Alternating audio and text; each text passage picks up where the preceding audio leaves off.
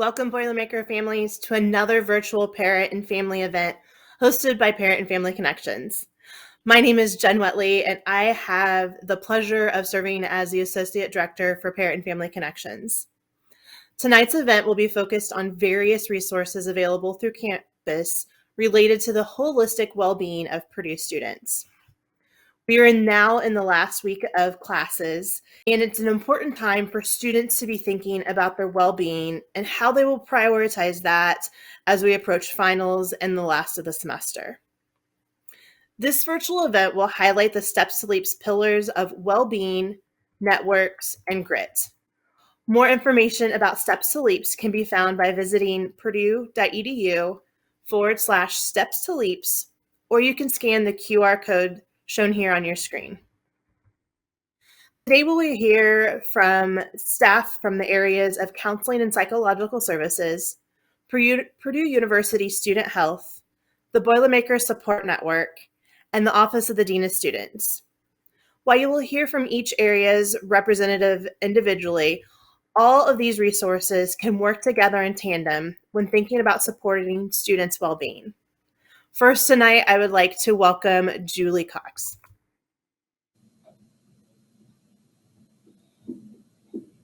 Thank you, Jen.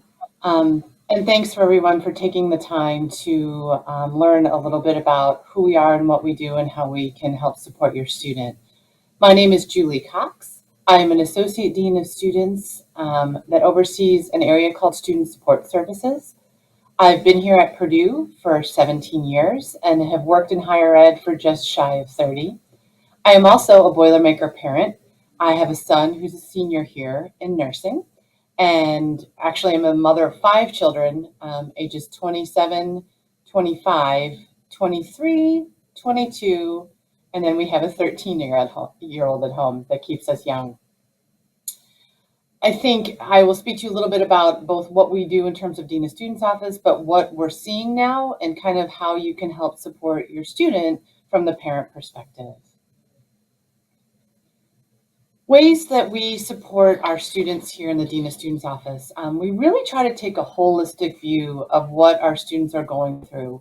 And we're here to kind of be the first stop shop. If your student's not sure where to go, we want them to come and see us and talk with us. For your information, we don't require appointments. We actually have drop-ins. We kind of function like urgent care. So as students come, we always have a student support specialist that's ready to sit down and talk with them and ask questions.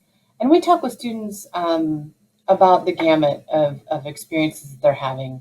Everything from homesickness to, I'm not sure my major's right, to I just heard some bad news from home. So truly, we are here to help your students, one, to be with them and listen to them and help them, help understand what they're going through, but then also to encourage them to figure out how to problem solve or navigate whatever their current situation is. I will tell you, our main goal is to serve as educators. So unlike the parents' perspective of wanting to fix problems for our students, our role here is to really try to ask good questions and help your students fix their problems or address their concerns on their own. We jokingly call our students adults in training here, and we want them to graduate and be happy, healthy, functioning adults. So a lot of what we do is have coaching, mentoring conversations about what's going on and what they can do next steps. Next slide. Some services that we offer that students take advantage of are on the screen that you see before you. I think the main one that is very different than high school, it has to do with absences. And so you all know there are actual university policies that cover absences that we kind of shepherd in our office. They are for grief absence, should you have a death in a family or a friend, military leave, jury duty, and our urgent or emergent medical emergency absence. So if your student is hospitalized, if they have to be seen in an emergency room or an urgent care, we can assist. But a lot of sickness is happening around campus now. I've heard students call it the Purdue plague. So if it's just kind of the cold flu crud that's going around, that actually falls under the absence policy of your student's individual faculty member. So you can ask your students if they're worried about missing class because they're not feeling well, to look at their syllabus and see what their faculty member's absence policy is. Most faculty excuse a certain number of absences. Some try to define why, some don't. Some don't take attendance at all, and they're just like, it's up to you. So each faculty member is, different depending on the college and the course. So if your student calls you and they're not feeling well and they're worried about missing class, the first question you should ask is, look at your syllabus and what is that faculty member's absence policy. In addition, we're the office that can provide emergency loans for students that is interest-free for up to 30 days. We're the office that processes withdrawals. So if for some reason your student has to leave, that's not obviously the goal, but if that has to happen, we can talk them through that. We help students navigate campus resources. And ahead of you, you'll see there's a link to what's called a Student of Concern report. Faculty, staff, students, parents, family members, if you're concerned about your student and you want us to do outreach, we welcome you to go ahead to this link and submit a Student of Concern report. Next slide, please.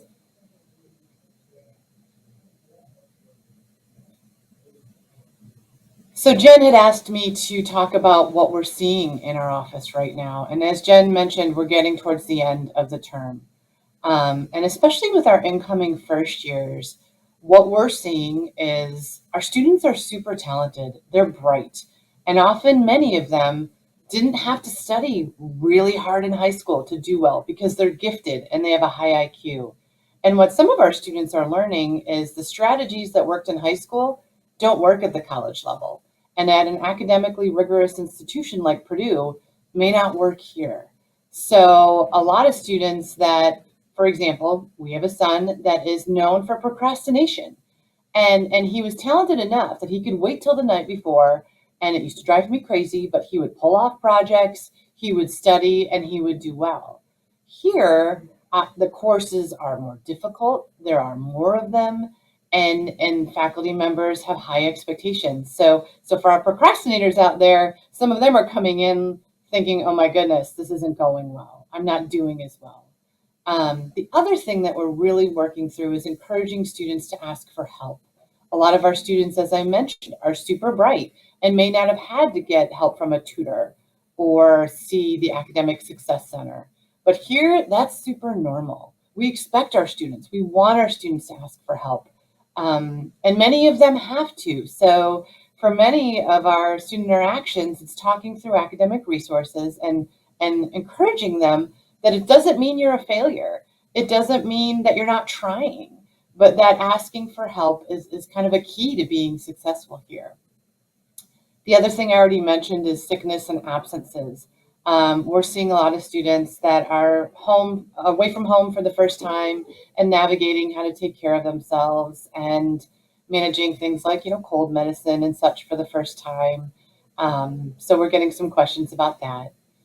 Relationship changes, I speak about that in two terms. One, for first year students, this is often the time that if they were trying to maintain a relationship from at home, from high school, things kind of fall apart.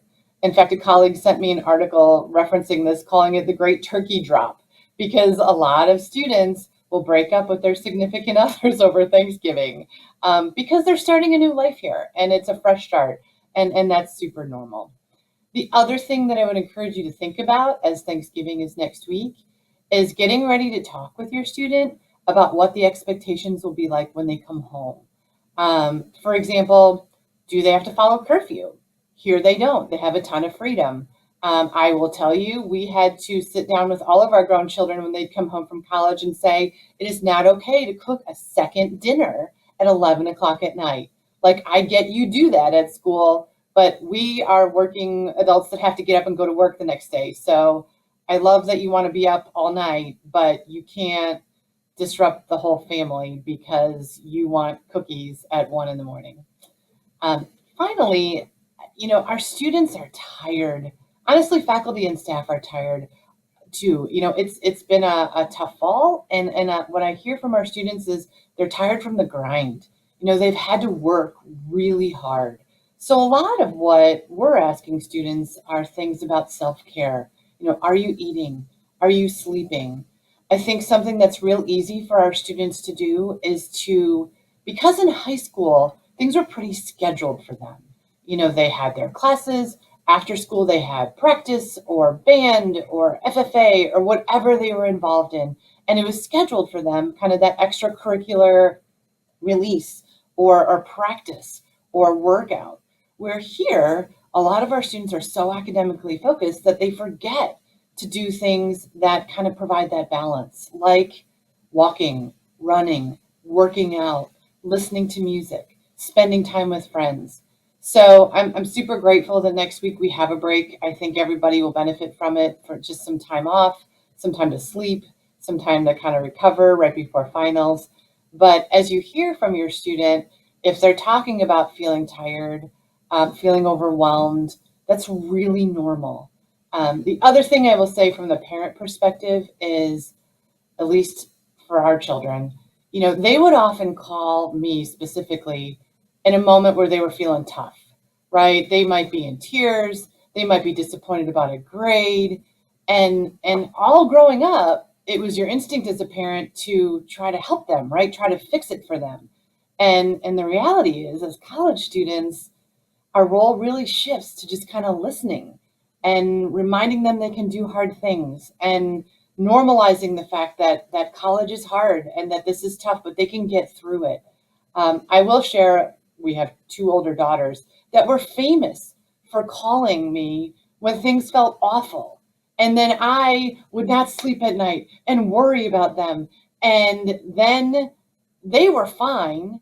They were good. They just needed to vent, but I continued to worry. So if you need to check in with them to see how they're doing to make sure that they're okay after a good night's sleep, please do that. But because it's super normal for our students to call us at their kind of lowest or toughest moments. Once again, thank you so much for your time today. And now I will pass it back to my good colleague, Jen. Thank you, Julie, for providing the amazing overview of the Office of the Dean of Students and the many resources that are available to our Boilermakers. And now I would like to introduce our good colleague, Brenda, who is the Director of PUSH. So PUSH is Purdue Student Health Services. We are the primary care clinic on campus for students. We see primarily students, but we have some services that we can see for faculty and staff, and I'll talk about that in our next slide. But our mission is to provide comprehensive, student-focused, evidence-based primary care services to students. And our vision is to be the primary care of choice for our students. And these are my values. So I just added some of my values here. My values are integrity, compassion, advocacy, accountability, respect, excellence, and student focus. So in everything I do and our decisions we make as a department, we put the student first. We make sure that we make ideas that benefit our students. If it doesn't work for the students, it doesn't work for PUSH. Because without the student, we do not have PUSH. Next slide, please. So some of the services we offer, we have primary care services. So we'll take care of acute and chronic conditions. We're an appointment-based clinic. So you need an appointment to be seen by a provider. There are different ways of making appointments, and I'll go into that in more detail later. But we also have infusion. We now have an infusion nurse who will provide infusion treatments for both chronic and acute conditions. We have sexual health, women's health, or reproductive health care. We provide reproductive care at PUSH. We also have extended care. When I first came to Purdue University back in 2007, when somebody said extended care, to me, I thought, what is extended care? But extended care to PUSH is like an urgent care. So we have a board-certified emergency room physician who provides excellent care to our students in our urgent care facility.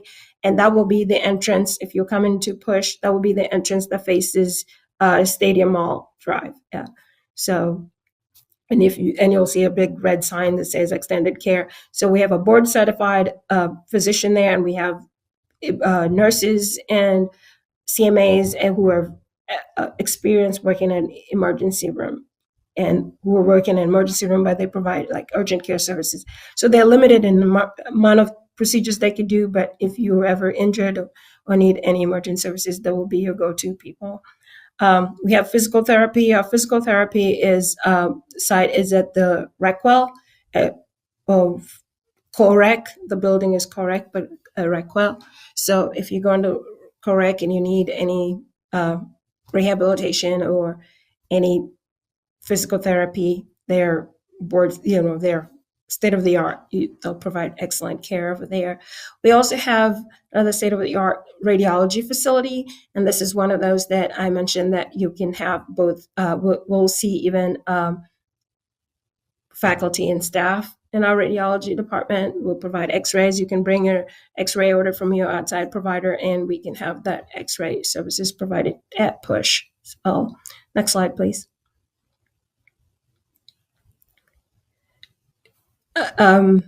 So we also have lab services.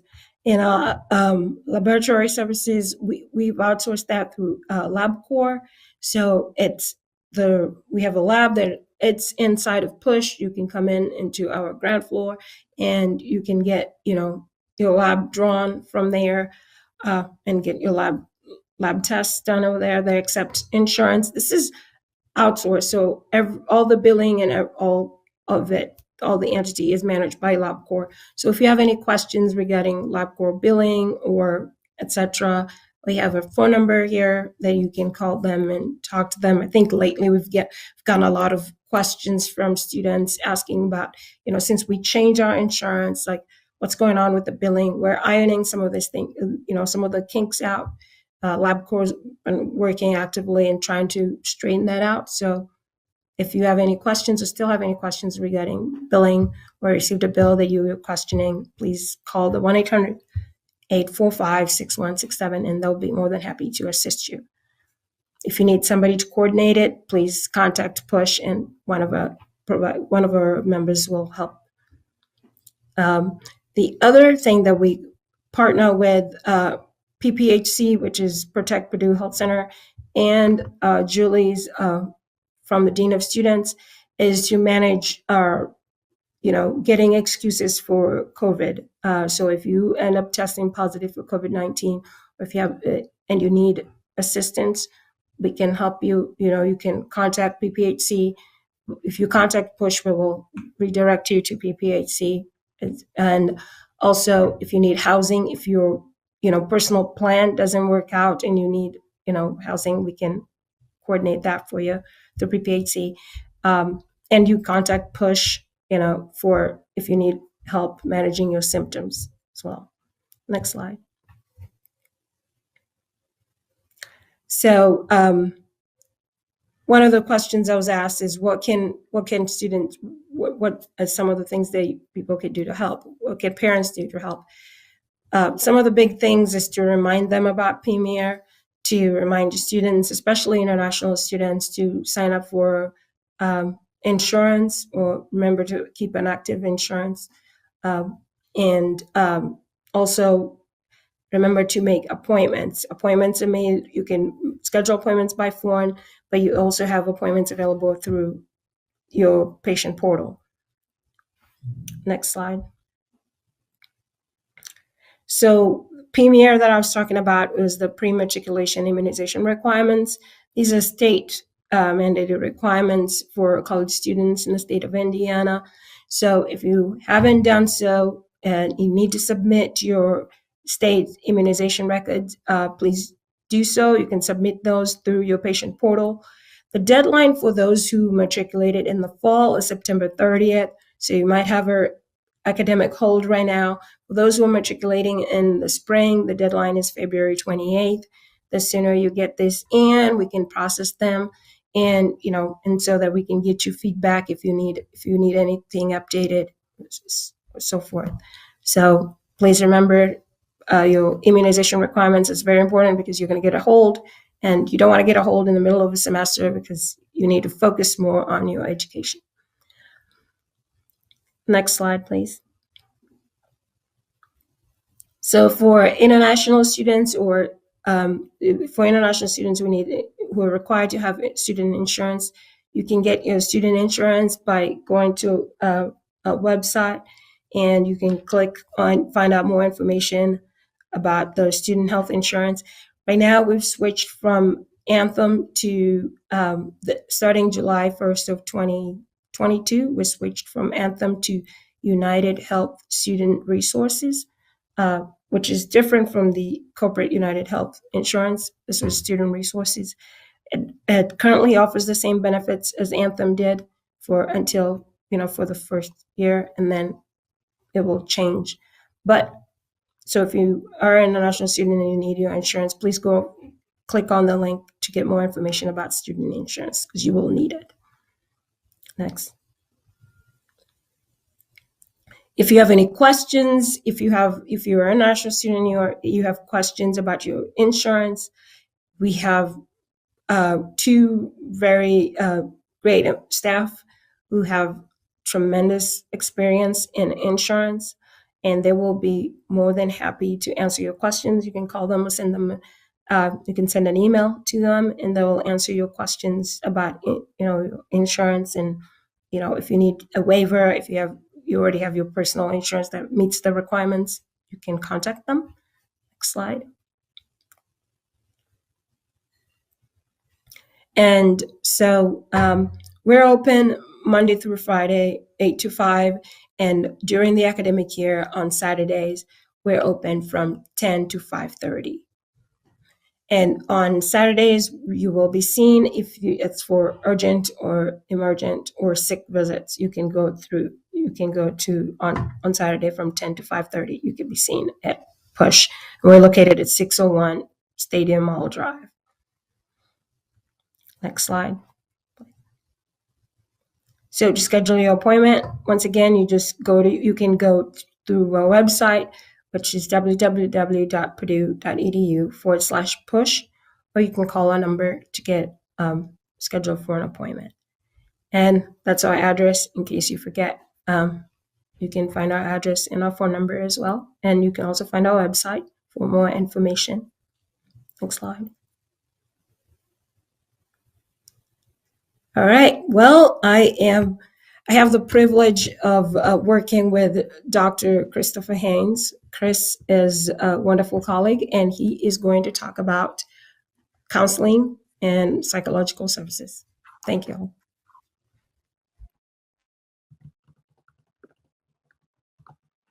Thank you, Brenda. As we said, my name is Dr. Chris Haynes, he, him, his. I'm the Senior Director of Counseling and Psychological Services, and I'm also a licensed psychologist. And it's a wonderful opportunity to be here today with my amazing colleagues to talk about the different services. And, when we think about sharing these resources, really empowering parents and students to take care of their well-being and to recognize what types of resources are available for them. So I'm really excited to share about CAPS specifically. But similar to all these other resources, CAPS is here to support student success. Student success as Boilermakers.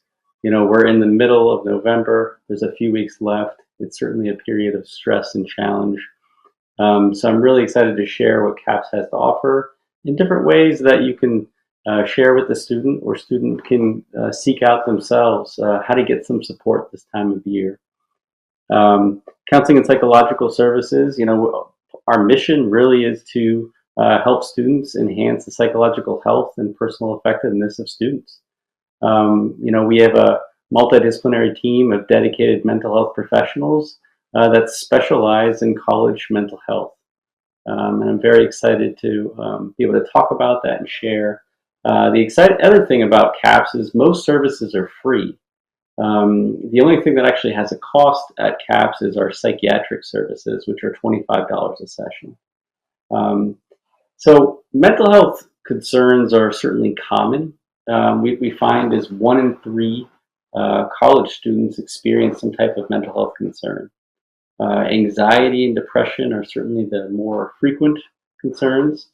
But as was shared earlier, adjustments, transitions, relationships, these are all things that impact students.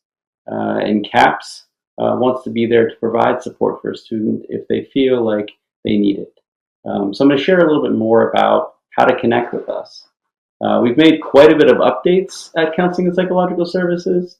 So I want to share that specifically is this idea of the brief screen. So at CAPS, we actually offer same day, next day access to a brief screen appointment for students. So it's for any student that wants to start counseling or wants to get some support. And it's through our same day, next day brief screen process. So a student would just call the CAPS office, our main line, and say they would like to get started with counseling. And they'll get scheduled with a screen.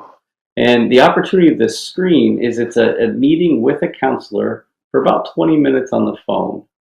The counselor will get a sense on what the concerns are, be able to make an assessment around the nature and the urgency of the concerns, but also give the student some support and identify a support plan.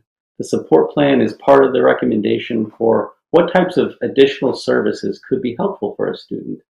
So that same day, next day access to a brief screen, we do a triage, we get a sense on what the student needs, and then we make that support plan. And so a student leaves that first phone call with an appointment or with the offering of an appointment. And we do believe in being collaborative. So we want to create multiple ideas to be able to support students. We actually have a stepped care system at CAPS because there are a continuum of needs that students experience. So we match the recommendation, match the services to the specific student needs. It can range from a group, it could range from a workshop, maybe to brief individual therapy, maybe specialty services like our care management team or psychiatry. And then we assess how is it going. So the key is if a student wants to connect with CAPS, we have same day, next day access to this screening process, this brief screen phone call with a counselor. Next slide, please. We also, one of the really nice things I'm excited about at CAPS is we've created multiple ways to connect with us. As you're talking with students, we believe in, how do we be flexible and accessible to students in many different ways. We're not a one-size-fits-all model. So as we shared, if a student wants to get started, they can call CAPS. If they're in crisis, they can be seen at CAPS immediately. We actually have a 24/7 hotline, after hours line that I'll share a little about in a little bit. But there are other opportunities where a student would say, you know what, I just want to connect with somebody. I just want to get some informal opportunity to connect with somebody. So we created additional ways that students can connect with CAPS, get some support, and really reduce any barriers that a student might experience. Our Let's Talk program is a good example. So we have this for 2 hours a week at 3 separate locations on campus. And what it is, it's an informal opportunity for a student to meet with a counselor for about 15 minutes and ask for some support. The support could be some tips, some validation, maybe some skill development, or maybe some awareness around some next steps for them. We have them out on campus. They're not at CAPS. They're actually out on campus. The 3 locations we have are Brown, which is the chemistry department, Armstrong, as well as the Purdue Graduate Student Center. And they're each week for 2 hours. And we advertise these on our social media website as well, social media platforms. This is free, of course, and it's first come, first serve. And it's an exciting opportunity for us to be out there to let students know how to connect with us in informal ways too. Next slide, please. Another new thing that we're offering this semester is we've always done workshops for students. There are opportunities for students to develop skills on specific concerns that impact them. There are quick access for students. I just want to develop some coping, want to develop some skills on some main concerns. What's new about this year is that now these are available on a drop-in basis. So the student does not have to connect with CAPS in a traditional way where they do a brief screen and they get assigned to a workshop. Students can actually self-select and drop into these workshops. And as you see there, we have an anxiety toolbox, which is 3 weeks in a row for an hour, just learning skills focused on anxiety. We know students struggle with that. So it's a way to really develop some skills to manage their concerns in an effective way. In the middle, we have our stress survival workshops. These are specific end of semester challenging times stress workshops focused on how to help the student most effectively navigate the end of the semester in a strong way. And these are available multiple times, multiple days, as you see there. The one on the right is Inner Calm, which is also focused on helping students manage stress, difficult emotions, mindfulness, and students can self-select into that as well. So as you see, when a student first connects with us, we do the brief screen and we come up with different treatment options. But we've also expanded the access to these other additional ways that a student can connect with us. So if you're talking with your child, thinking about, hey, actually CAPS has some drop-in spaces. We've talked about some anxiety. Why don't you give it a shot? This helps lower barriers, decrease barriers, help students reconnect and seek help. And they don't have to be a client, which is really exciting and flexible for students. Next slide, please. The other thing that I would encourage you to ask your student about is, have they looked into WellTrack? So WellTrack is a self-help mental health app that's available for free for all students. And as you can see on there, it covers a wide variety of areas.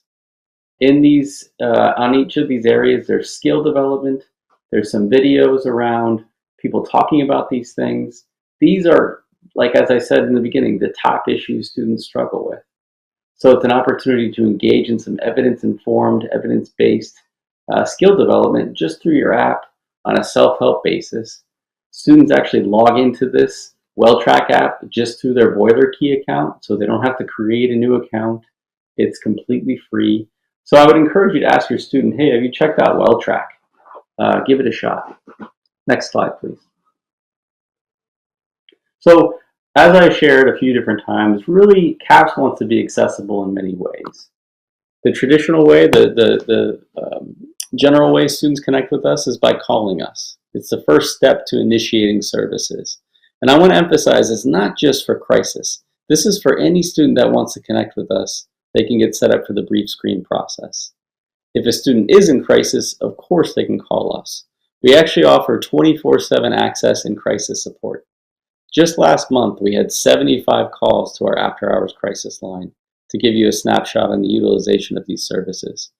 CAPS wants to be there, wants to be available for students, and we built out support systems to be able to provide that care for students, especially when they're navigating difficult times.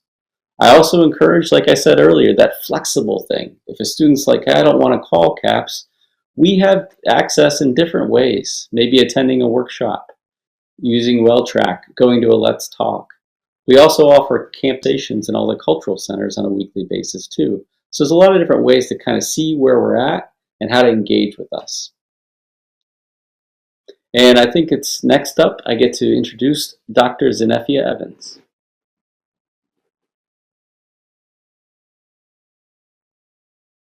Introduction. In my day job, I'm an Associate Dean of Education and Advocacy in the Office of the Dean of Students at Purdue University. And my side gig, as I like to say, I serve as the advisor for the Boilermaker Support Network. What, are you asking, is the Boilermaker Support Network? If you can go to the next slide, please. A little bit about the Boilermaker Support Network, and we love acronyms at Purdue, so we will, if you hear me using BSN, that is the acronym. We started the conversations at Purdue in the spring of 2021. One of the things we have on campus is Mental Health Action Week. And out of Mental Health Action Week, students were wanting just having conversations around mental well-being and wanted to see if there was a model out there where students can actually talk to students. Because sometimes as parents, I have a Purdue grad, we have students don't want to talk to quote unquote adults. They want to talk to their peers. And so we started the conversations with the national organization and formed the Boilermaker Support Network. We were recognized as a student organization in the fall of 2021. And they are a group of students that have been selected and are trained to do a host of things. The executive director and I meet on a weekly basis to have the conversation, and then all of the directors listed below, the folks that manage our money, and thanks to Parent and Family Grant, we've just received some funds to do some very cool things. We have leader development, where we're trying to make sure that our leaders are up to date on things that are going on that could possibly impact students. And Dr. Haynes and members of his team have often come in to do workshops with the students. The students talk about diversity issues. They've had the Center to come in and talk a little bit about personal-based and physical-based violence. We have programs, so part of the national model, the students should provide engaging, fun things for folks to do, and so we call those Fun Friday. And the photo you're seeing there, we had bubbles. And so just blowing bubbles and bursting bubbles on one day as for students to kind of relieve stress. And then we have our operations to make sure things are going well, marketing to students, and then the training program. So the Boilermaker Support Network really just in a full year cycle of meeting with students. And if you'll go to the next slide, please. So what is the Boilermaker Support Network, or BSN? So the photo you see we had just received our t-shirts that night. And so the group leaders are standing after our meeting with their t-shirts in front of them. We have weekly meetings of catered conversations around well-being, and these are hosted Monday through Thursday. They usually start about 5 or 5:30 in the evenings based on when the leaders can meet. There are 2 students. We always try to have 2 students, trainers in the room at a time, and they allow students to talk about activities. What we've found with students going into our groups, we have about, I think there are 8 groups that meet 8 different times, Monday through Friday, and students can come in. I think every week I get an update on what the conversations are, what students are talking about. And at the beginning, it was students just trying to make connections. And I think someone from the Parent and Family group posted about the call out. And a lot of students came out. So if you were one of those parents that posted or mentioned it to your students, thank you, because a lot of students came in to say, my mom told me about this group and I wanted to see what it was about. So we had a lot of students attend the call out who had gotten that gentle nudge from their parents to go and hear what this is all about. I did mention the Fun Friday events that are held monthly so that the students can tell other students about the Boilermaker Support Network. So I just want to make it very clear that these are students. And so what students are doing, just talking to students, they realize that they're not offering any solutions. They're providing resources and just having those general conversations about life and what are the challenges in life, and what are some things or resources on campus they can use as they navigate those challenges in life. And I will say that the BSN at Purdue.edu is the email address to reach out to students, for students to reach out. We are monitoring the email. The students are monitoring the email. And I'll just say that again, the students are monitoring the email. So some weeks it's a little better than others. They have an Instagram page, Boilermaker Support Network, and they're using Slack to assign groups and communicate. That Slack channel, before students are admitted to the Slack channel, we do confirm that they are indeed students, because I'm not in the Slack channel that the students are in, because I think it's students supporting students. So I try to stay away from that, ensuring that the director and the executive director and other directors are monitoring that to make sure things don't go awry. And they consult with me when they can't handle an issue or things come up. So I think this is based on a national model, the support network, and they have these on campuses throughout the U.S.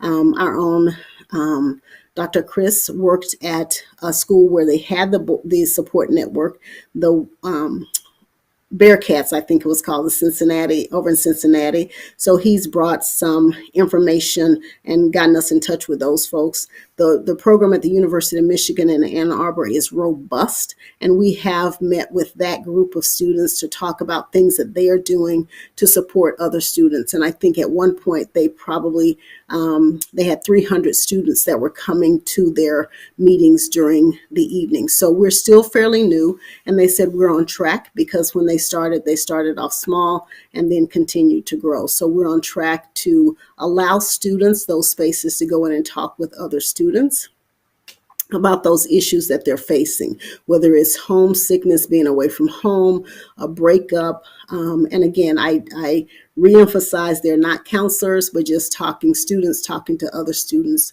about life. And with that, I think I'm turning this back over to Jen to navigate the question and answer period of the evening. Thank you so much for that, Zenefia, and thank you for all of our presenters tonight for all of the wonderful information. We do have several questions that were submitted by families that we're going to go ahead and get started with. And Zenefia, this first question I'm going to go ahead and send your way. And it says, for some cultures, seeking counseling is seen as a weakness or can be frowned upon. Some cultures have an aversion or a distrust of strangers and therefore opening up the door. What is being done to help educate students from various countries and cultural notions about mental health and counseling? Thank you, Jen, for that question. It is your lived experience and growing up with your lived experience shapes the actions that you'll take as a student. And one of the things that we try to do for students that are starting off at Purdue, during BGR, we host, one of my colleagues over in Recwell, we host a well-being session to talk to students, to define for students what well-being actually is. And then during the sessions with international students and scholars, they talk about the impact of life and how it might impact the students from an academic standpoint. So knowing that the goal is for you to start at the university, matriculate through the university to graduation, and what barriers may impede that and how you handle those barriers. So whether it's we have several different places they can go on campus. It might be a university affiliated group. If they don't want to go to counseling, it might be going to well tracks, or it might be going to one of those talks that are hosted by CAPS, or a shameless plug, they can join one of the Boiler Support Network weekly events where they can have students talking to them about those challenges. And a lot of students these days are very open about seeing counselors or psychiatrists or getting that help and sharing how that's helped them deal with those things that could be very challenging in life. So I think the opportunity for students to learn, and a lot of individuals, if they are working with professors or staff and they see that the students are facing challenges, they'll submit a student of concern report that is managed by the Dean of Students Office. And we can then, in some spaces, I know I'm meeting with a student who was a little homesick. So we're meeting on a weekly basis to talk about what he's learning here in the States and how to navigate being away from home. So thank you for that question, Jen.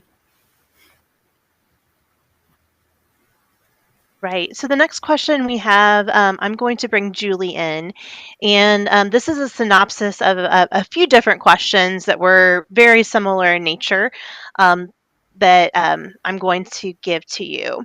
So it talks about the recent housing process and that, to their knowledge, several students did not make it into the initial interest phase of that, and that a lot of these students are from, not necessarily local. little bit. So what resources would you suggest for these students who have that are realizing that they missed this deadline and may be struggling a little bit?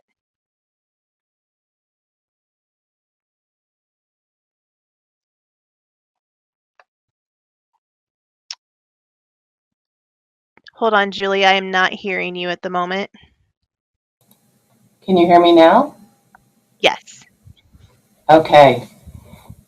So I can totally understand where the notion of having to find off-campus housing is stressful.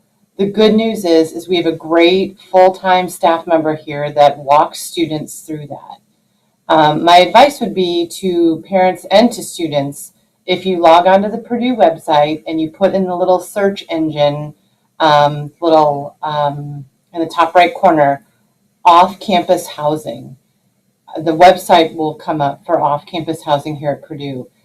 We have a wonderful director named Ashley Darnell. He sits down with students. He'll talk through the process of asking good questions like, what is important to you? How close do you want to be on campus? Do you want a roommate? Do you not? What's your budget? My son moved off campus. He lived in the residence halls his freshman year, and then he moved off his sophomore year. And I, even though I am familiar with the area, had him sit down and meet with Ashley to talk through the knowledge base that he has about what off-campus apartments may be appropriate. And for example, my son is in ROTC, so being close to the bus system was important because they have to be here early. So my best advice would be to go ahead and to log onto the Purdue website, use the search engine, put in off-campus housing, and look at all the resources. They also list different apartment complexes for parents to look at and see what options are in terms of budget. So as a parent, you can see what options are out there as well. Thanks, Jen. Thank you, Julie. The next question we have is for Brenda, and it's a question about getting appointments at Push. And it says that my daughter has been sick twice, sick enough that we'd consider that she would be considered to go see a physician or local urgent care, but has been unable to get an appointment. And she's heard that it is an issue for others as well. Are there other alternatives or suggestions on getting appointments at Push? Yes, they are able to receive care. But we do have, as I mentioned, we do have our ECA, which is an extended care area, where we can see urgent needs. And those appointments are available, Monday through Friday and on Saturday between Monday through Friday, 8 to 5, and on Saturday between 10 to 5:30 p.m. So if your daughter is sick and is sick enough to go to urgent care, your daughter can call our push number, or they can come to Push, and if they meet the criteria for urgent care slots, they can be seen. We also have on-call provider who will see sick visits. So those who are not sick enough to go to urgent care, but they're sick nonetheless. We have those slots available every day. They can call every day and go to Push.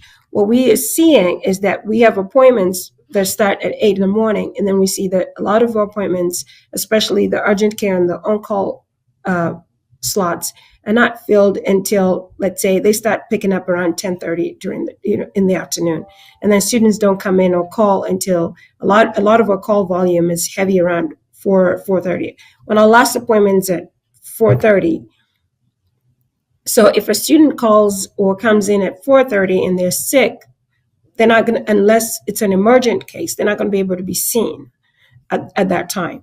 So I would encourage students who are sick to try to utilize our services earlier. You can get appointments through the patient portal, or you can get appointments by calling, or you can come to the Push and see and ask for an appointment, and they will be able to direct you to how to get an appointment if there's one available. But if you're sick enough to go to urgent care, please call or go to patient portal or come to Push, and somebody will be able to get you appointments, because we have people that are willing and able to take care of you at that time.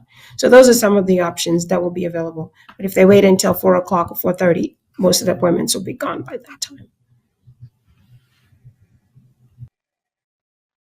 Thank you, Brenda. That does sound it sounds interesting there.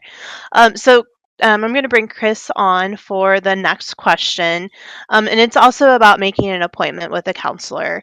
And so they're questioning about the turnaround time for meeting or the turnaround time for counseling services at CAPS. Can you talk about that again? Yeah, absolutely. Thank you for the chance to share that. So we do believe in providing accessible care to students to give them support when they're needing it. As I shared earlier, if a student's in crisis, we provide 24/7 access if a student's in crisis. If they feel like it's an emergency, they're able to be seen immediately. And at CAPS, we actually have providers that their day is dedicated and scheduled for those types of services. Um, Also, as I said, any student that's interested in just getting connected can establish and schedule a same day, next day brief screen. So that's available same day, next day, depending on when they call. It could be an hour from now, it could be a half hour, it could be a couple hours from now. And that gives them an opportunity to meet with a counselor for a 20-minute phone call. And based on the level of need, the concern, the urgency of the situation, the follow-up appointment is provided, as well as what the treatment recommendation is. So depending on the timing of the semester, depending on where we're at, that's what determines how long the next follow-up appointment is. But it is that same day, next day triage opportunity.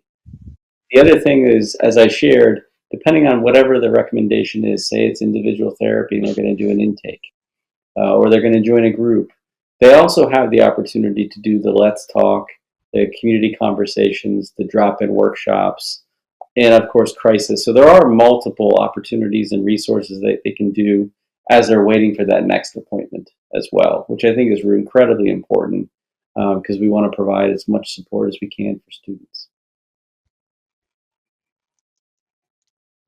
All right, thank you so much for that.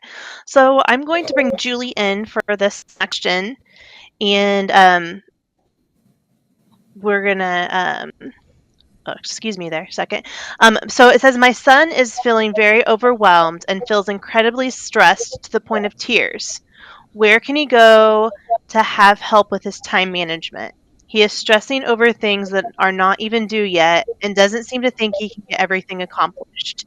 He needs some help to help him make a plan um, so it's more manageable, and he just does not know where to turn. That's a great question. And a lot of our students put a lot of pressure on themselves. So I think that's a really common experience for our students to feel overwhelmed. I have a couple of suggestions. Your student's welcome to come to the Dean of Students office. We talk about time management regularly, and we'll ask questions about self-care in terms of, are they eating? Are they sleeping? I will tell you, a lot of our students, because extracurricular activities were kind of built in for them in high school, they went to class and then a bell rang and then they would go to practice or they would go to band. Where here they have more flexibility. And many of them will forget to practice self-care in honor of trying to study more or to, put stress on themselves. And they forget to do important things like work out, like go for a walk, like listen to their favorite music. So as a parent, I would encourage you to ask questions about, are they doing that? In terms of time management, we have what's called the Academic Support Center here on campus, and they have both student mentors and professional staff that meet with students regularly that talk about time management, academics, managing different projects, setting a schedule. So they're a great resource as well. Also, we do have wellness coaches through our wellness office, which is through our co-rec, or they'll call it recreation and wellness here. So if you're someone or your student needs some kind of support and accountability, they are also great people to talk about healthy eating and, once again, sleeping, which a lot of our students forego. Sometimes students choose to drink energy drinks, and that can help short term, but maybe not in the long term. So my best 3 recommendations would be our office here, the Academic Support Center, which is over in Croc, or the Wellness Office, to help them kind of figure out how to have balance in their lives. Because for a lot of students, they have more academic work and for some more time that they're not used to having to manage that schedule on their own. Thank you, Julie, for all of those wonderful resources. So the last question that I'm going to present to the group tonight, and I'll start with Dr. Zenefia Evans, is talking about our resources on campus and how are they being communicated to students. So we've done this event tonight for our families, and we have we've done some other communications to families and stuff. So how is this information getting out to students? And I'll start with Zenefia, and then we'll go to Julie, and then Brenda, and then Chris.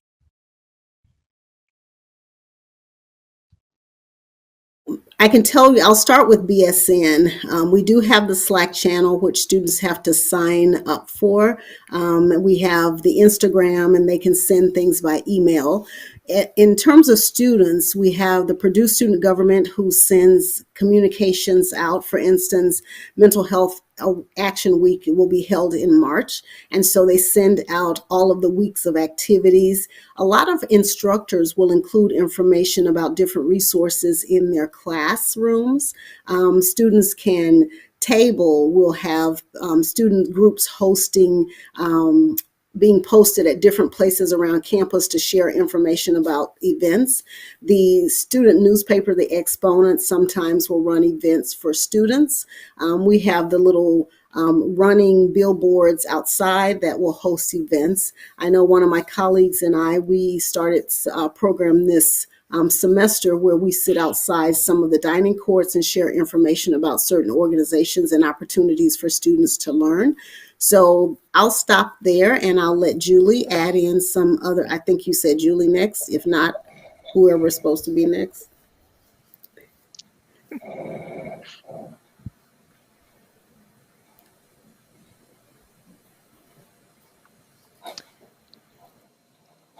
Thanks, Zenefia. The 2 most important ways that we really try to get out how we support students is for our first-year students, we have a great partnership with Residential Life. Oftentimes, students, are experiencing stress and frustration in their residence halls. So we make sure that we talk with professional staff and the residential advisor staff to make sure that they're aware of what we offer and how we support students. The other way that we work is oftentimes, students will turn to their faith when they're stressed. And we have a great partnership with our university religious leaders. So we work with them to make sure that, if they find that students are struggling or stressed or could use support or connection to resources, that them and their staff and sometimes student peer groups that are connected with the different faith-based communities here can help direct students our way. So those are the 2 that I would offer.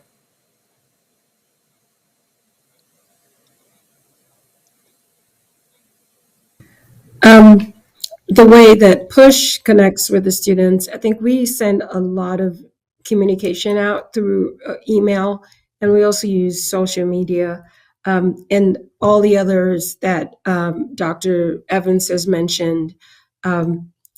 The Purdue Student Government is also one of the channels that we use to get information out, but mostly you'll get emails. We'll update on our website and we'll use social media.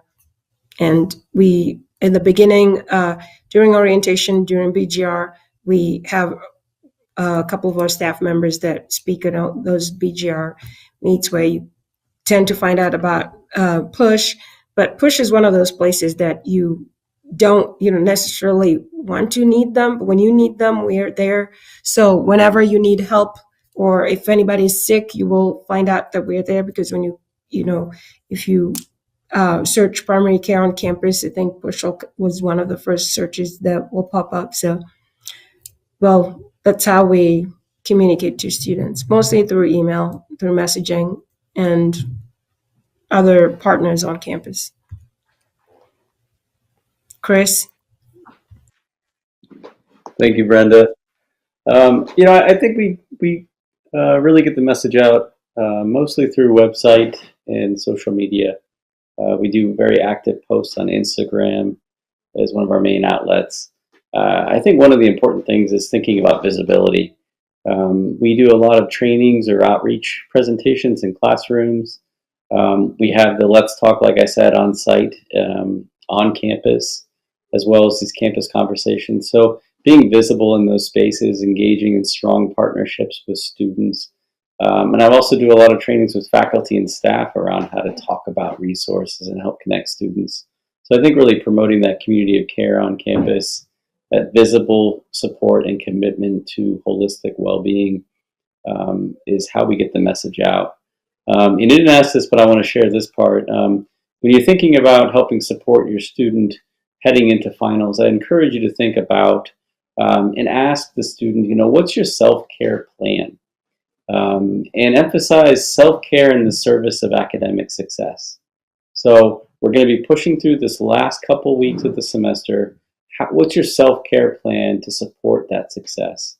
And obviously we talked about a lot of resources, so I just encourage some of those reframes, because it could be perceived as, I don't want to do that, I don't have time. We need to really prioritize it and see it in the service of our success at Purdue. Thank you all for all of your amazing resources that you provided to us tonight. We are the only thing that's standing in the way between our live viewers and the tip-off for our Boilermaker basketball game.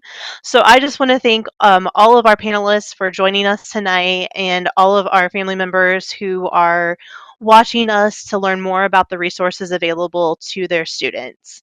Again, if you have any other follow-up questions and you need to reach out to us, please don't hesitate to reach out to us on our email at parents@purdue.edu or on our helpline at 765-496-0524.